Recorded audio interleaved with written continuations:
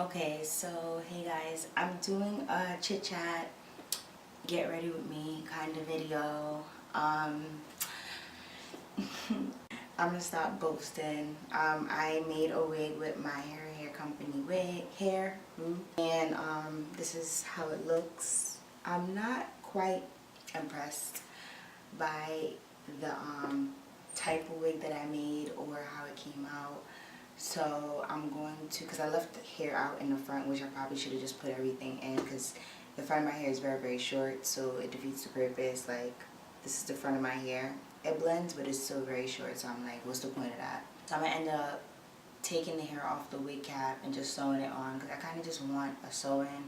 I don't really want to feel that I have a wig on, because I feel like I have a hat on with hair, and I've been wearing wigs for months, and I kind of just want a sew-in. Like, that was my intention, but that didn't work out. But that's not what the video is about today. So I'm gonna be eating some applesauce because I don't have any wine. So cheers, happy Friday. So I'm gonna start out by doing my brows, and I'm not gonna talk about the products that I'm using, but you guys will see it throughout the video. But basically today I'm going to be talking about my current situation. If you have me on Snap, oh, let me charge my phone. If you have me on Snapchat, you know that I've been dealing with this guy or whatever, and I'm talking low because it's like 1 o'clock in the morning and I don't live alone. So I've been talking to this guy, and I really like him and everything.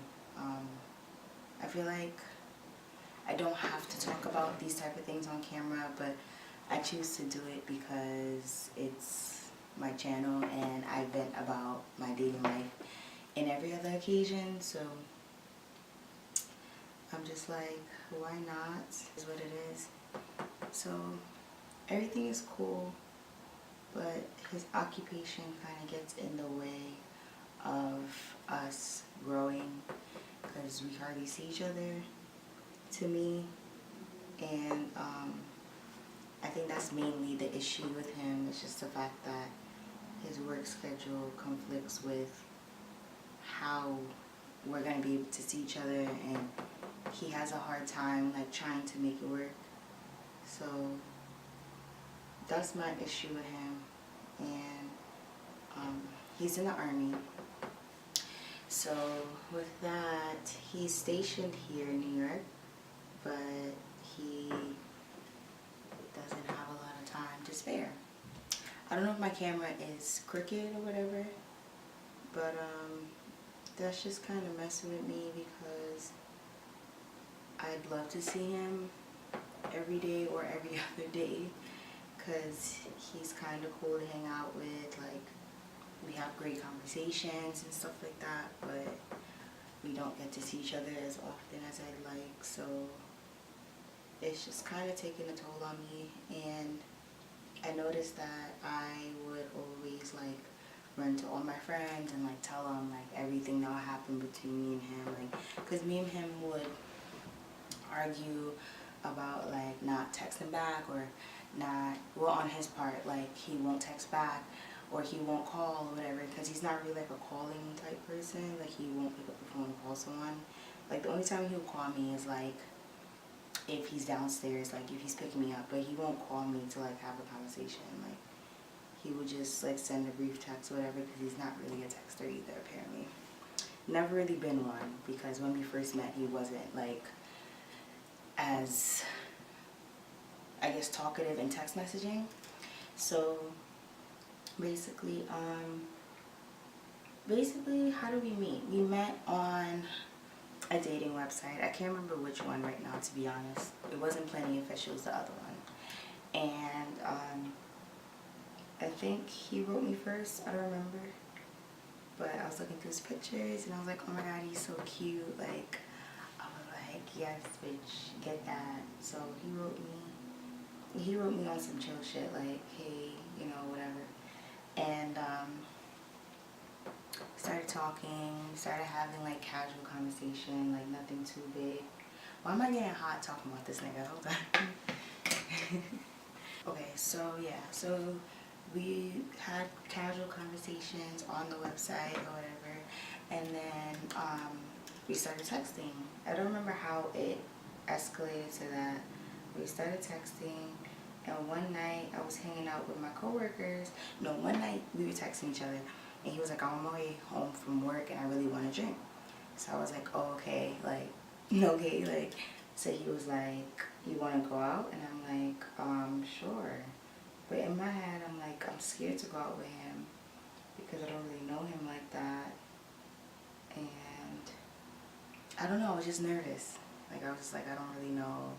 I don't know if I should take this chance or whatever, so I kind of dubbed it.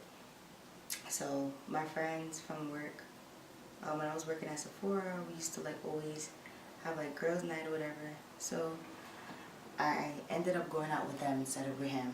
And he was like, wow, that's crazy. Like, I thought you was going to hang out with me.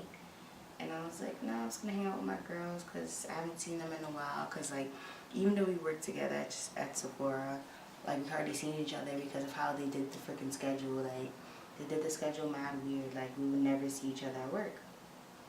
So, basically, hung out with them or whatever. So, me and him were still talking good.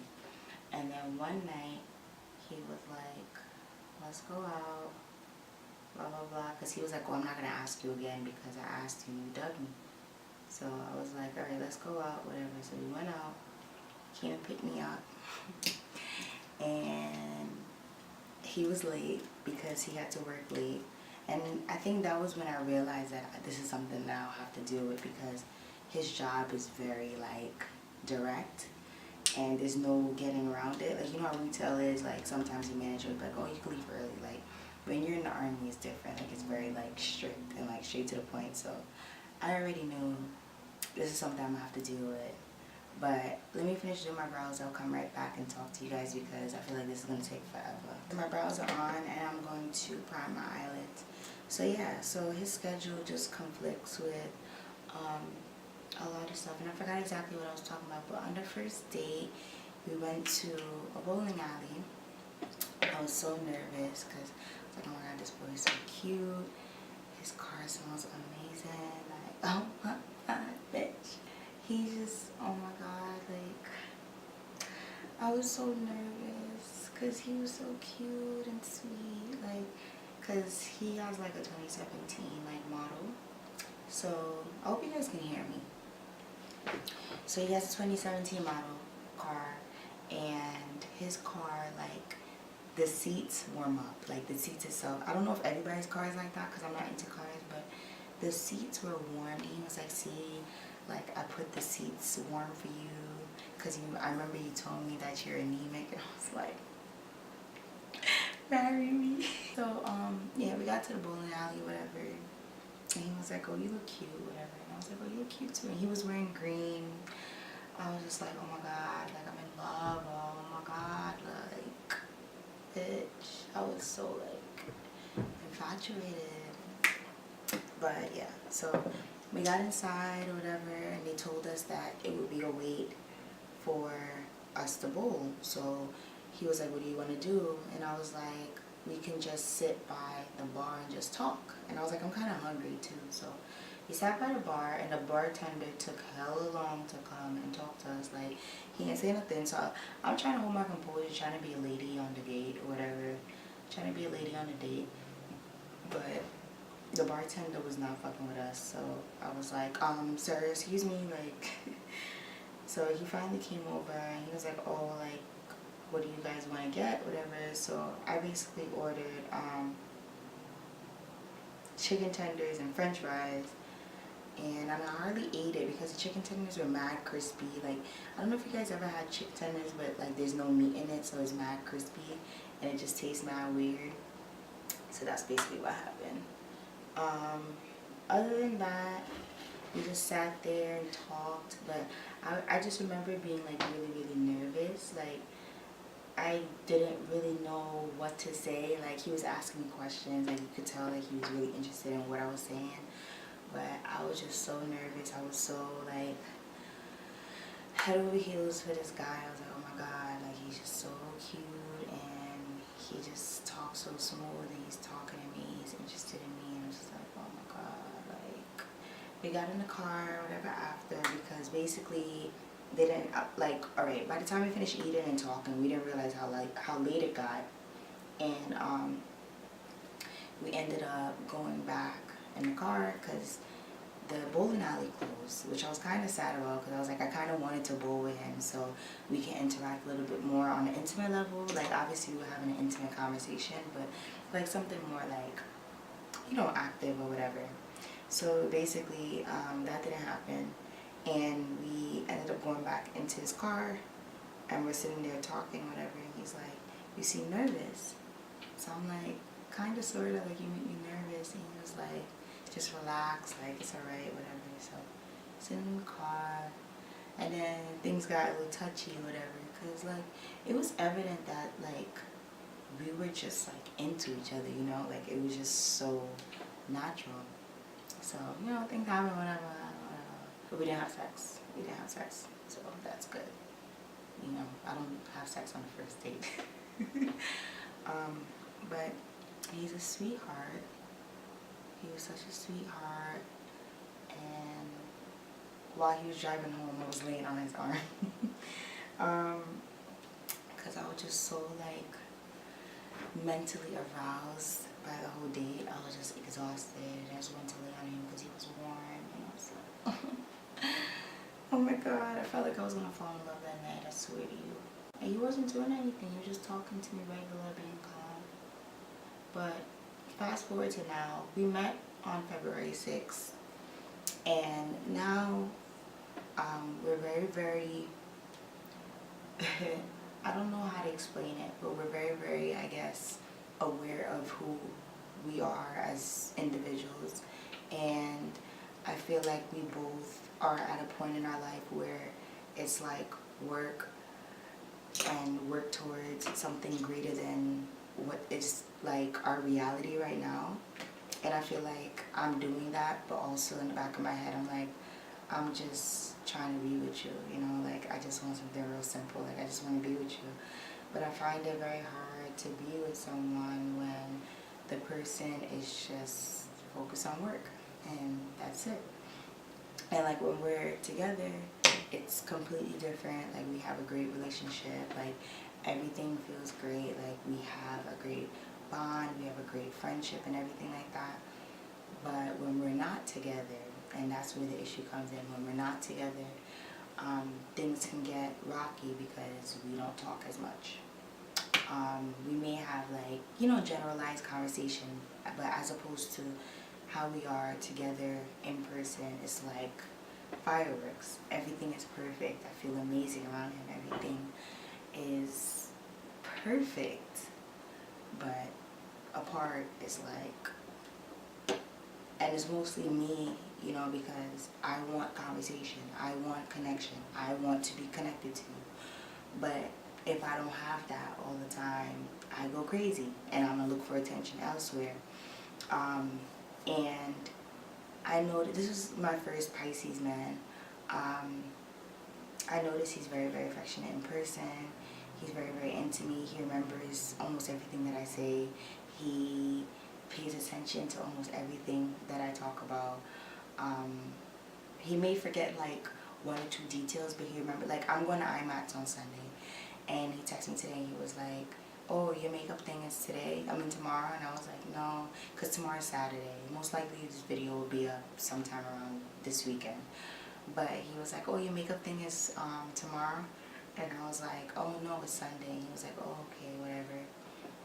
Low key, I want to ask for money, because I seen all the venues, the vendors that are gonna be there, and I'm like, bitch, like I need some extra money.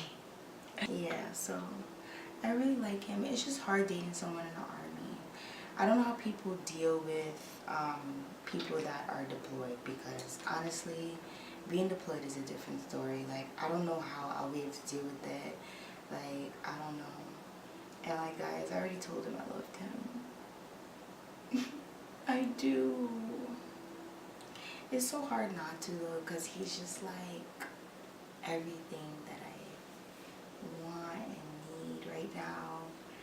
But it's just the timing. I feel like his schedule. I was gonna say our schedule, but it's more so his schedule. Just conflicts with everything, you know. So it's just frustrating because I really want him all the time, you know. But I think it's something that he has to make time for me, you know.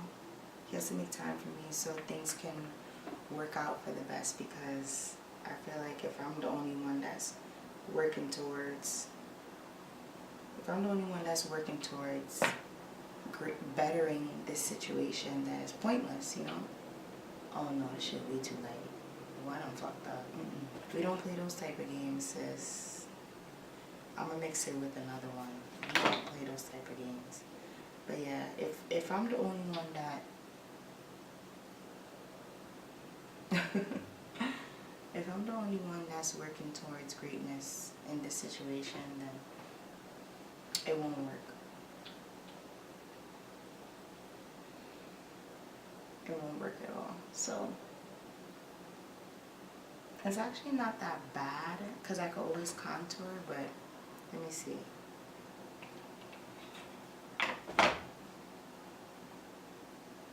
But yeah, as far as him, I kind of stopped talking to anybody else that I was talking to because I just wanted to solely pursue him. But because it's just like, it's hard to just pursue him when he doesn't really have time for me. I feel like with my life and how I go about things, I make time for things that I want to, you know, but, you know, everybody's not like that. So I just try to be understanding, but at the same time, it's frustrating because I feel like I'm always understanding in every situation with every guy that I date. And that's how I end up hurting myself. And, you know, it's inevitable if you get hurt or not. But at the same time, it's like if I can avoid it, that would be better off. Or I'll be better off. So I don't know. I don't know what to do in this situation because we have a great bond. You know, we have a great relationship in person. Most of my friends tell me to just be patient. Others don't like him. And that's something I want to talk about too. Because, okay, some of my friends don't approve of him, which I don't really get because I don't feel like it's that. I don't think it's a toxic situation, but you know, I get where they're coming from because they're going to be defensive on my part. But if I'm happy and if I love somebody and I want to be with them and they're not physically or intentionally hurting me, then sis, let me be stupid. Like, let me go back to that nigga. Like, this foundation is kind of cute though. I don't know how it's picking up on camera, but it's kind of cute. I was thinking about putting on lashes, but nah, I'm not doing all of that. I don't know. I've learned to like not run on the phone in every situation and tell everybody because I feel like once you get into that habit, everyone is going to have a perception of the person that you're with, and you kind of want to preserve that. You don't want to have everyone thinking that that person is a bad guy because everybody argues. Everybody has disagreements. Everyone fucks up. Everyone, he has to grow on me. He has to learn. We've been talking for 2 months, you know, so I don't expect everything to be perfect. So I just have to be able to manage the things that I say and try to filter it so I'm not like running to everyone in every situation like, hey, this is what happened and he did this and he did that, because, you know, okay, this dead look orange. It did look orange. Hold on, guys. So I'm going to try to highlight and contour to see if it balances it out because I'm looking crazy. But yeah, I learned to not, and this is no offense to any of my friends because at the end of the day, you know, your friends are going to defend you and protect you in any way possible that they can. But at the same time, it's like turning away from someone or making them feel like they're, you know, stupid for doing something or whatever. It makes them feel bad, you know, because at the end of the day, you're gonna do what makes you happy and what feels right, you know. But with this guy, I don't think that he has bad intentions. I just feel like our schedules conflict, and he's not used to someone caring that much. You know what I mean? Because I care that much. I want to see you all the time. You know, so I don't think he's used to that. And there's things that I'm not used to. I'm not used to, you know, he leaves sometimes on the weekends to do drills. You know, he has to go to camp or whatever with his unit. I'm not used to that shit. But I have to get used to it because there's a lifestyle. It's his job. I have to get used to stuff like that. But, you know, I'm adapting to this army life. I'm adapting to his lifestyle and stuff like that. I'm really trying to adapt to him and what he does, because I feel like if I continue to be difficult when he needs support, it's not gonna work. I don't know. I don't know if anyone has ever been in this type of situation when they have someone that's in the army or whatever the case is, but I don't know. I don't know what to do. So my tactic now is to show that I'm being supportive and just don't say nothing. Like, just stop complaining and just occupy my time.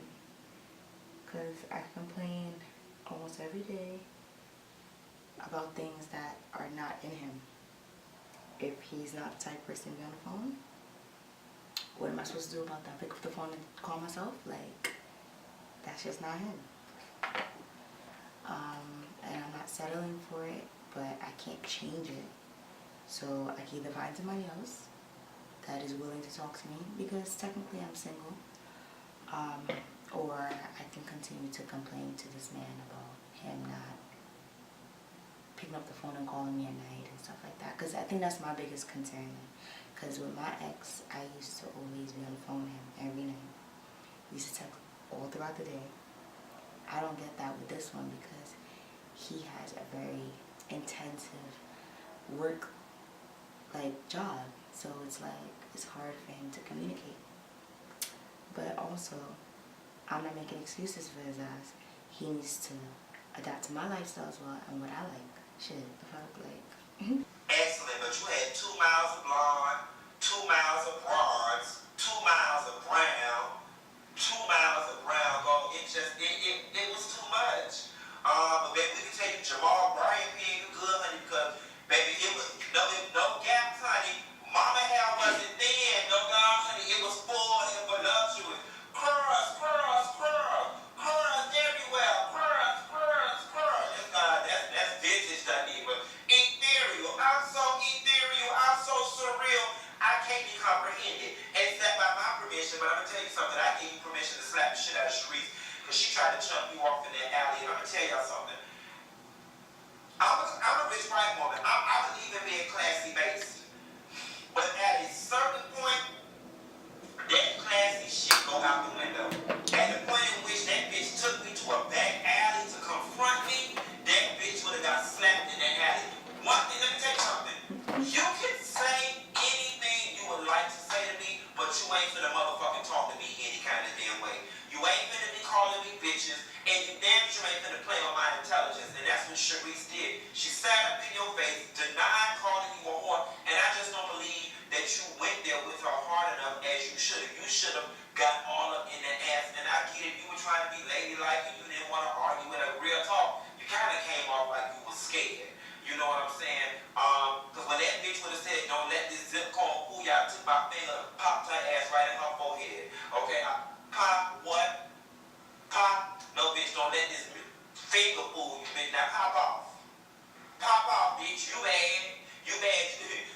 through one little piece of heartache with your husband and now you think you bad? Pop off, bitch. Pop off. Yes, honey. That's you the or bitch, I did something passive aggressive. You had all that weed. I would turn my back and whip my hair, slap the shit out the fuck out of that bitch. Bitch, that weed would have inflicted some damn damage. I know it was cankerline. You know that was cankerline. Yeah. That was cankerline here. These real housewives of potato. This episode was boring as fuck. I just like laughing at y'all and calling Potomac potato. Cause you know it's gonna be some bitch in the comments that's gonna try to make me out to be dumb like they didn't teach me about geography when I went down to Florida State University and got my degree in economics. Either way though, we'll see what it's gonna give. I wanna see this new chick. Anyway, housewives of potato, I'm coming y'all all season to see what y'all be giving. Next girl, I'll call you later. Alright, so obviously the foundation did not work out. I tried out the L'Oreal Infallible Pro Matte one and I mixed both. What 2 shades did I get? I used Cocoa and Soft Sable mixed together. Inserts, oh no baby, what is you doing? Mean, like girl. The shade range does not work out for me. I'm looking crazy. I tried to make it work. Yeah, that is it for this video. Hope you guys enjoyed this little chit chat with me, and I'll see you guys in my next one. Bye.